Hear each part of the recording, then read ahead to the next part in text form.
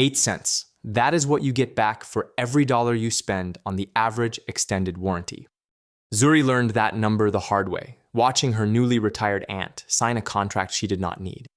Zuri is 30, a financial analyst, and she spends her weekends untangling the money mistakes of people she loves. Her aunt had just retired with $900,000 saved across 4 decades of disciplined work. And in her first 90 days of retirement, she nearly handed a piece of it to strangers in suits. That is the strange thing about wealth in retirement. The people who keep it behave nothing like the people who chase it. Most people assume rich retirees got rich by spending big and living large every single day. The data says the opposite. The wealthiest retirees are defined less by what they buy and more by what they refuse to buy. Zuri spent 3 months studying the actual habits of financially secure retirees, the ones who never run out. She expected secret investments and clever tax tricks. Instead, she found a short list of purchases they simply walk away from. Here's what nobody tells you about staying wealthy in your 70s and 80s. It is not about earning more. By then, the earning is mostly over. It is about refusing the leaks. There are 10 specific purchases that quietly drain retirement accounts, and the wealthy have trained themselves to say no. Every one of these purchases looks reasonable in the moment. That is exactly why they are so dangerous. A salesman never says this will ruin you. He says this protects you, and the contract gets signed. Zuri started calling these the polite disasters because they arrive smiling and leave with your money. Let's keep this fair. None of these are about being cheap or joyless or hoarding every dollar until you die. In fact, the twist at the end flips this entire list on its head. So stay with the numbers, because the real lesson here is not what the wealthy refuse. It is the reason they refuse it. Refusal number 1. The wealthy retiree refuses to buy a brand new car off the lot. Here is what nobody tells you about that new car smell. You are paying thousands of dollars for it. A new car loses between 9 and 11% of its value the moment you drive it off the lot. By the end of year 1, that same car has shed 20 to 30% of what you paid. Within 5 years, the average vehicle loses about 60% of its original purchase price. Gone.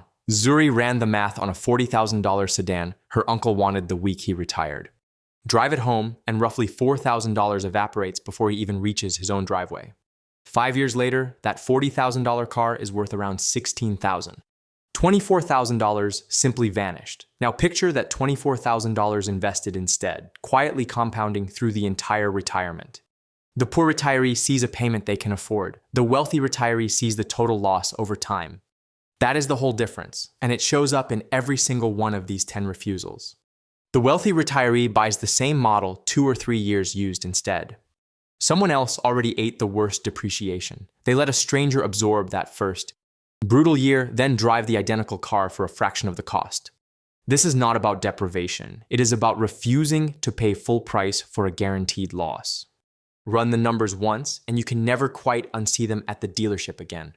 Refusal number 2. The wealthy retiree refuses to buy the extended warranty the salesman pushes at checkout. Here is the part the dealership genuinely does not want you to do the math on. Roughly 47% of vehicle owners hold an extended warranty. Only about 1 in 10 of them ever uses it. For every dollar consumers spend on these warranties, less than 20 cents comes back as actual claims. Historically, the payout has been closer to 8 cents on the dollar. The other 92 cents is pure profit. Think about that ratio for a second. You hand over $1 and get 8 cents of protection back. No rational person would take that bet, yet millions take it at the checkout counter every year. Marcus, the finance manager at the dealership, made more on Zuri's aunt's warranty than on the car itself. He smiled, called it peace of mind, and slid the contract across the desk with a practiced hand. The wealthy retiree knows that peace of mind sold at a 92% markup is not peace. It is a tax. They self-insure instead. They keep the warranty, money in their own account, and repair the rare problem themselves. Most years nothing breaks, and the money they would have handed Marcus quietly stays theirs. Over a lifetime of purchases, that single habit can be worth tens of thousands of dollars. Refusal number 3. The wealthy retiree refuses to keep paying for whole life insurance they no longer need. Here's what most people never stop to ask. Who actually depends on my income anymore? Life insurance exists to replace your income for the people who depend on it. That is its only real job. But by retirement, the kids are grown, the mortgage is often gone, and nobody needs that paycheck anymore. Studies suggest about 90% of retirees who hold life insurance keep it purely for emotional peace of mind. They are paying premiums every month to solve a problem that, for most of them, no longer exists. Whole life policies are uniquely expensive, stacking fees and commissions that quietly eat the returns inside them. Zuri showed her aunt that her old policy cost more each year than it would ever realistically pay out. The premiums alone could have funded 2 real vacations every single year of her retirement. The wealthy retiree reviews the policy honestly. If nobody needs the income, they stop feeding a contract that only feeds the insurer. Sometimes the bravest financial move is canceling something everyone told you to keep forever. Refusal number 4. The wealthy retiree refuses to buy a timeshare, no matter how good the sales pitch feels. The pitch is always sunshine and free dinners. The reality is a contract that is almost impossible to escape. Around 85% of timeshare buyers end up regretting the purchase. 85%. That is not a coincidence. When the vast majority of buyers regret a product, the product is the problem, not the buyers. Most timeshares resell for somewhere between 0 and 10% of what the original owner paid for them. Read that again. You can pay $30,000 and later struggle to sell it for $3,000. And the maintenance fees never stop. They rise every single year, long after the vacation excitement has faded. Those fees follow you into your 80s, whether you ever visit the resort again or not. Zuri's neighbor tried to give his timeshare away for free and still could not find a single taker. The wealthy retiree books the same resort for 1 week a year and owes nothing the other 51. They keep their freedom and their cash, and they never sign a document that outlives their interest in the place. Ownership is only an asset when you can sell it. Otherwise, it is just a bill with a beach view. Refusal number 5. The wealthy retiree refuses to buy high-fee variable annuities dressed up as safety. Here is what nobody tells you about products marketed as guaranteed income for life. These products are sold as safety, but they hide layers of fees buried deep inside the contract. Wrap fees, mortality charges, and rider costs can quietly siphon off tens or even hundreds of thousands over time. The fees are buried in expense ratios and insurance language specifically designed to be difficult to notice. A salesman named Marcus once told Zuri's aunt the annuity was completely free. Nothing in finance is completely free. If a financial product is free to you, then you are not the customer. You are the product. The wealthy retiree asks one question first. What is the total annual cost, written plainly in dollars and percent? If the answer takes 10 minutes and a chart to explain, they walk. Complexity is usually where the fees hide. A clean, low-cost portfolio rarely needs a salesman, which is exactly why salesmen rarely recommend one. Refusal number 6. The wealthy retiree refuses to buy lottery tickets and trendy speculative investments. The lottery is perhaps the only investment ever designed to guarantee a long-term loss for the buyer. Every ticket carries an expected return that, run over time, marches the buyer steadily toward zero. Meme stocks, unproven crypto coins, and get-rich-quick schemes belong in the exact same mental category. The wealthy retiree already won their slow, boring game. They have nothing to prove and nothing to gamble back. Why risk a secure retirement chasing a thrill you do not even need anymore?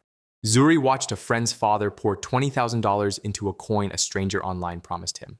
Within 4 months, that $20,000 was worth less than $2,000. The stranger online was long gone. He was not greedy. He was bored, and boredom is the most expensive emotion in all of investing. The wealthy retiree prefers proven, non-speculative assets that grow quietly over decades. Boring is the entire point. They refuse the thrill, because at their stage the thrill costs far more than it could ever return. Refusal number 7. The wealthy retiree refuses to buy status through designer logos and luxury labels. They learned a long time ago that the logo on the bag does not change the contents of the account. A frugal self-made millionaire put it bluntly. He refuses to spend on labels that depreciate the second you wear them. The wealthy retiree buys quality, not branding. A coat that lasts 10 years beats a trendy one that lasts 1 season. Most people buy status to impress strangers they will never actually meet again in their lives. The truly wealthy stopped performing wealth the moment they actually had it. The performance is for people who do not. Zuri noticed the wealthiest retirees she interviewed wore a plain watch and drove a 6-year-old car. He had 8 figures, and nothing he owned was trying to announce it to the room. Real financial security is quiet. It almost never needs a logo to feel like enough. Refusal number 8. The wealthy retiree refuses to bleed money on daily convenience purchases on autopilot. It is not the occasional coffee. It is the unexamined subscription stack and the every single day habit nobody tracks.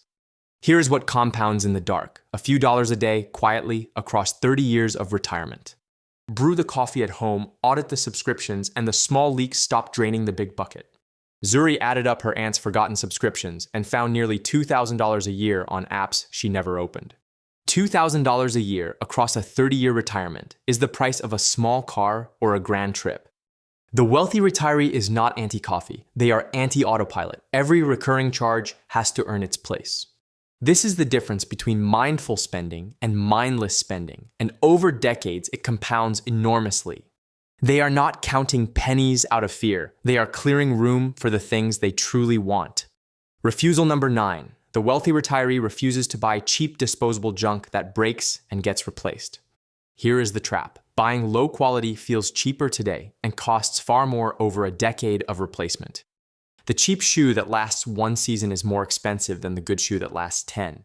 The wealthy retiree buys the good shoes, the reliable appliance, the tool that lasts, and then stops buying. Zuri's grandfather still uses a kitchen mixer he bought in 1982, decades after cheaper machines died. Buy once, buy well, and the total cost over time drops far below the bargain bin alternative. Cheap is a word about today. Expensive is a word about 10 years from today. This is the quiet math of quality, and the wealthy understand it deep in their bones. Refusal number 10. The wealthy retiree refuses to buy a bigger house they do not actually need. The bigger house carries bigger taxes, bigger insurance, bigger upkeep, and bigger heating bills for empty rooms. Here's what nobody warns you about. A paid-off home is one of the safest assets you will ever own. Many retirees buy more square footage right when their lives are getting simpler, not larger. The wealthy retiree often does the exact opposite. They right-size down and free both the cash and the cleaning hours. Zuri's aunt nearly traded a paid-off home for a larger one with a fresh 30-year mortgage at 63. A 30-year mortgage at 63 is a loan you may never live long enough to finish paying. That single signature would have turned a finished race into a debt that outlived her own retirement. The wealthy retiree protects the paid-off home like the asset it is and refuses to remortgage their freedom. Square footage is not wealth. A home you own outright, with money left to live, is wealth. So that is the list. 10 purchases the wealthy refuse, while everyone around them happily signs on the line. And if you stopped here, you would think the lesson is simple. Spend less, refuse everything, hoard the pile. But here is the counterintuitive truth. Almost nobody talks about, and it flips this entire list upside down. The wealthiest retirees are not refusing these purchases so they can die with the biggest possible bank balance. Because the data reveals a strange and quiet tragedy happening across millions of retirements right now. About a third of retirees reach their mid-80s with 100% of their original savings still untouched. One study found 60% of retirees actually had more money than when they first retired. Think about how strange that is. They saved for decades, then never gave themselves permission to enjoy it. They did not run out. They ran the other way. They were simply too afraid to ever spend it. 56% said they would feel worse running out of money than regret dying with money unspent. Only 6% worried about the opposite, so most people optimize against a fear, not against a life. And fear, it turns out, is the single most expensive thing anyone buys in retirement. Here is the line worth remembering. The real risk in retirement is not running out of money. It is running out of time. The wealthy retiree refuses the 10 leaks for one reason only. So they can spend freely and guiltlessly on what matters. They cut the warranty so they can fly across the country to see the grandkids more often. They skip the timeshare so they can travel wherever they want, whenever they want, owing no one. They refuse the status car so they can say yes to the dinner, the trip, the memory that actually lasts. Refusing the leaks is not the goal. Refusing the leaks is what buys the permission to truly live. The frugality was never about the money. It was about earning the freedom to spend it on purpose. Every dollar they refused to waste became a dollar they could later give away with an open hand. So the 11th thing the wealthy retiree refuses to buy is the most important one of all. They refuse to buy fear. They refuse to let the fear of running out steal the years they worked for. Zuri's aunt tore up the warranty, canceled the policy, and booked the trip she had quietly wanted for years. She did not become reckless. She became free, which is the entire point of saving in the first place. If this video showed you something about money you had not seen before, subscribe to Wealth Logic now. We break down the hidden math behind the financial decisions you face every single day. And the next time a salesman offers you peace of mind, ask him one simple question.